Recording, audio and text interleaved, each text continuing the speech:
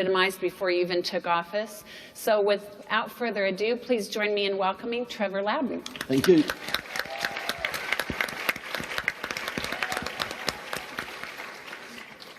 Thank you very much. Can you all hear me okay? Can you understand the southern accent? Okay. Look, I have a perspective. America, you know, I say this, World War III started about 1400 years ago, and it got a big boost in 1917 with the Bolshevik Revolution. And those two streams, Islam and the Bolsheviks, have never parted company. But I just want to say why I care about the United States and your national security. I come from a little country in the bottom of the South Pacific, and in World War II, our boys were all in North Africa fighting the Nazis, and the Japanese were coming down through the islands, and if it hadn't been for the sacrifice of your fathers and uncles and grandfathers at Guadalcanal and the Coral Sea and Midway, we would have been done. So we have a very strong...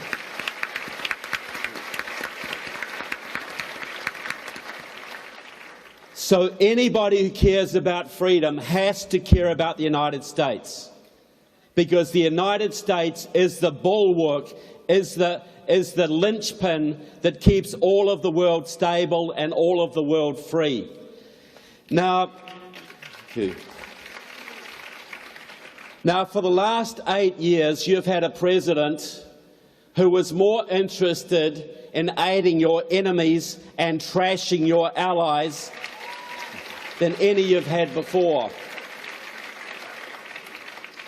So you had the radical left, right? You've got the Muslim Brotherhood operating in this country. You've got the radical left communist groups. And they were looking forward to a Hillary Clinton presidency. They were absolutely excited that she was going to finish off America for them, give them what they wanted, and take this country down.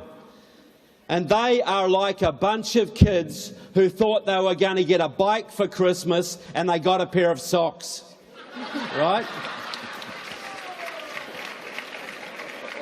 So they are spitting tax. And you have seen the most violent political cycle you've ever seen for many years.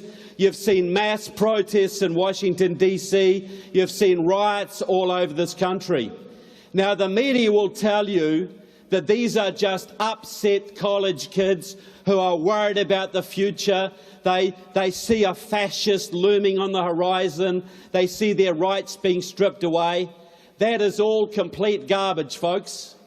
The people behind these movements are professional revolutionaries, hardcore people. Some of them have been in the movement since the Vietnam War.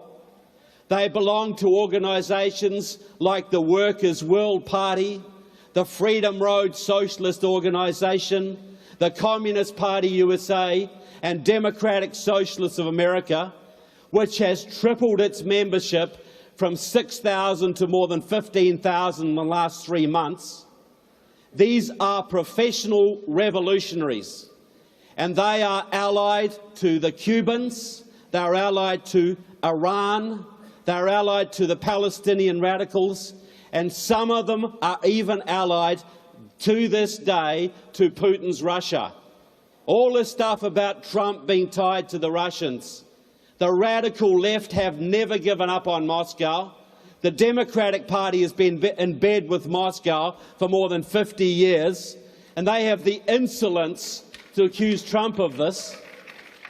But what did Lenin say? What did Alinsky say? Accuse others of what you are doing yourself. Demonize them, fix them, polarize them, spread hatred, tell lies about your opposition. Has anybody seen this in the last few months? Yes. So what I'm basically saying is this. We had a miracle, folks. We had Brexit, which was the warm-up, right?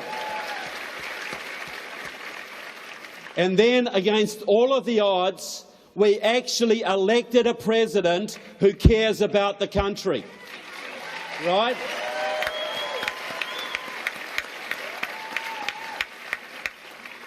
So the radicals are upset, and they have two purposes. The first is to make this country ungovernable, to slow down the president, to tie him up in court, to create riots on the streets, to make him unpopular. The second reason for these protests is you may not know it, but there are people in the Republican Party who are a little bit squishy. Right? I'm not going to name names, but you know who they are. Yes, we do. And Donald Trump has got as much problem with some of them as he does with the left, right?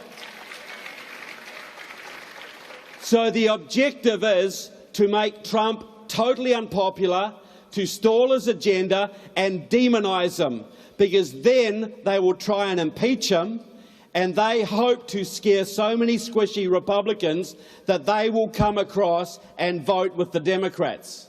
That is the plan.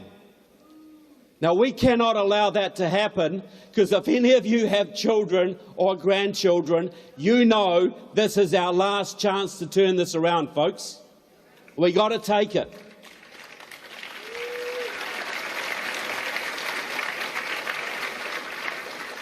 So we have to win the battle of public opinion. The media is heavily against the president, Hollywood's against the president, the radical left are against the president. He's got all these forces against him. What we have left are social media, Twitter and Facebook. And we have to be on those things, supporting his agenda and standing against the radicals who seek to take this country down. We have to bring the people on board. And in a couple of years, when the economy's humming, when a lot of these people have been purged out of these government departments, when everything is looking good, those radicals will be defeated. But right now, it is, it's a dangerous time. So I'm asking anybody who cares about America, get on Facebook, get on Twitter, stand up, fight the Muslim Brotherhood, fight the radicals, stand up for American values, and just give it hell, folks. Thank you. That was great.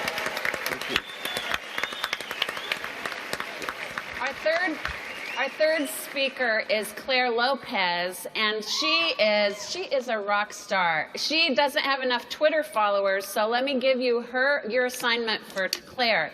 She's at Claire M. Lopez, and so everybody should follow her. She's at about 5,800 followers now, so we can do better with her. She has served our country in the CIA for over 20 years.